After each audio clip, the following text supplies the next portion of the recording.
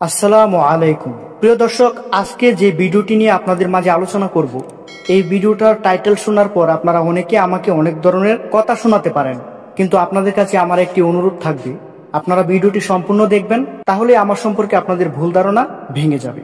তো চলুন শুরু করা যাক। প্রিয় দর্শক, আজকের ভিডিওটির টপিক হচ্ছে নারীরা স্বামী ছাড়া যে 4 ব্যক্তির সাথে সহবাস করতে পারবে তারা কারা। চলুন জেনে নিই।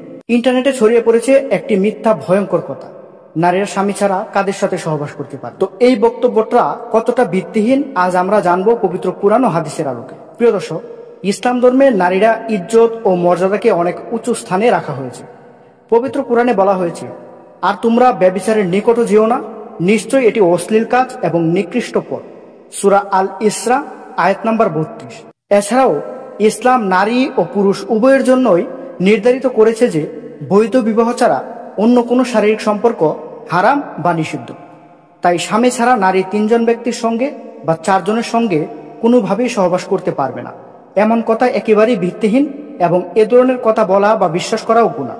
একজন নারী কেবলমাত্র তার স্বামীর সাথে বৈধ দাম্পত্য সম্পর্ক স্থাপন করতে পারে। অন্য কারোর সাথে সম্পর্ক হলে তা ব্যভিচার বা জিনা হিসাবে গণ্য হবে এবং এর জন্য ইসলাম কঠিন শাস্তির বিধান রেখেছে। তো প্রিয় ভাই ও বোনেরা, আসুন এই ধরনের মিথ্যা তত্ত্বকে না বলি এবং সঠিক ইসলামিক জ্ঞান ছড়িয়ে দিই। জেনে বুঝে ইসলাম মানা আমাদের ইমানেরই অংশ। ইসলাম ধর্ম অনুযায়ী একজন নারী শুধুমাত্র তার স্বামীর সাথেই বৈধভাবে সহবাস করতে পারে।